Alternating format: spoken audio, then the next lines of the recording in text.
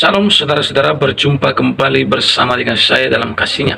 Apa kabar kita semua saudara? Saya berdoa kabar kita selalu baik-baik saja. Dan apapun yang menjadi aktivitas kita, kiranya Tuhan memberkati kita dengan melimpah-limpah. Saudara, hari ini saya membagikan bagi kita video cuplikan di mana perang antara Israel dan Palestina. Saudara, dibongkar fakta oleh Elia Maron tentang bagaimana Yesus Kristus dan Isa sangat berbeda alias tidak sama. Saudara, kita simak dulu cuplikan berikut ini. Alkitab mengatakan nanti seluruh dunia itu akan mengaku bahwa Yesus itu adalah Tuhan. Dan mereka itu akan masuk di dalam perjamuan itu. Aku pengen tanya gitu ya, karena aku kan ngelihat video kamu kan. Jadi kan selama ini kan aku menganggap bahwa Tuhan Yesus atau Nabi Isa itu adalah sama. Wah, tidak. Hah? Itu hanya anggapan orang yang, maaf dokter, saya harus katakan, saya bertanya ini ya, saya bukan sombong ya. Oke. Saya bukan sombong, tapi ini mewakili kekristenan sejak purba. Yesus Kristus itu tidak pernah sama dengan Isa. Yesus Kristus, Isa Al-Masih itu berbeda. Gini, kalau berarti toleransi itu apa? Itu adalah membiarkan. Oke? Sekalipun teman-teman muslim dalam pandangan teologisnya itu, oh dalam pandangan kami Yesus itu tidak disalibkan. Karena di dalam kitab kami, Isa itu diserupakan. Oke, kita hargai itu. Tapi ada nggak data sejarah yang mendukung itu? Di zaman itu. Tapi sekarang tidak ada. Tapi mengenai Yesus yang mati di kayu salib, tutup Alkitab, buka sejarah dunia. Dari abad pertama, Josephus Flavius, Tacitus dari Roma, Cornelius, Marabar, Serapion.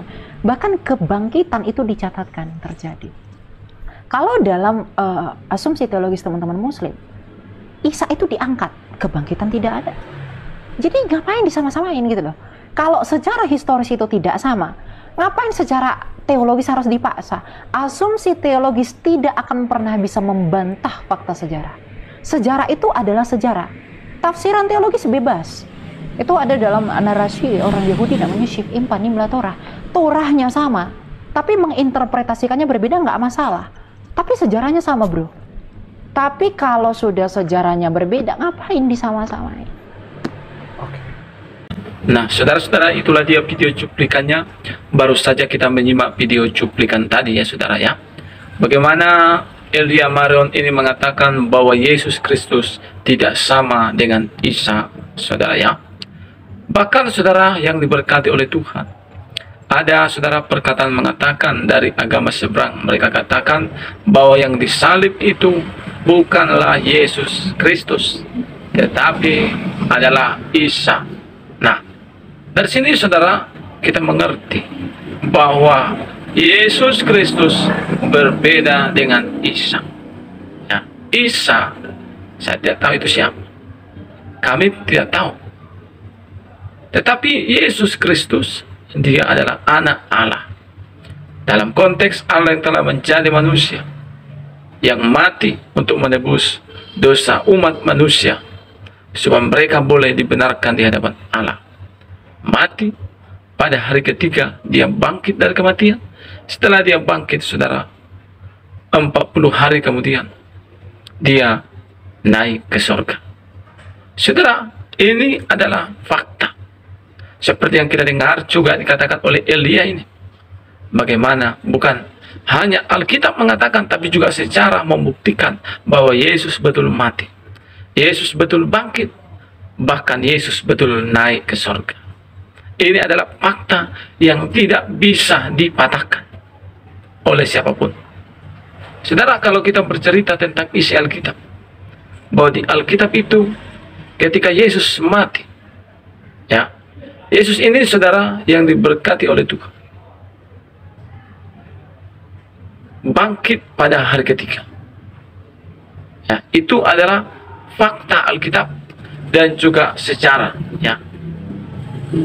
Tetapi di dalam Alkitab kekristenan juga diceritakan bagaimana waktu itu ada suatu kelompok agama juga waktu itu yang merahasiakan, ya, supaya menyebarkan berita-berita bahwa Yesus itu tidak bangkit. Ya. Kenapa? Karena pada waktu itu ada suatu kelompok seperti imam-imam, ya, mereka takut agama mereka, ya, pengikut mereka menjadi banyak percaya kepada Yesus. Karena itu berita itu sampai sekarang diberitakan oleh pihak tertentu, yaitu berita-berita kebohongan yang mengatakan Yesus tidak bangkit, yang mengatakan Yesus memang mati tapi tidak bangkit. Ini kebohongan yang sampai sekarang pun tetap diberitakan. Tapi yang sebenarnya adalah Yesus itu mati dan Yesus itu bangkit pada hari ketiga, disaksikan oleh murid-murid. Saudara, bahkan ratusan pasang mata menyaksikan kebangkitan Yesus. Ratusan pasang mata juga menyaksikan kenaikan Yesus Kristus ke surga.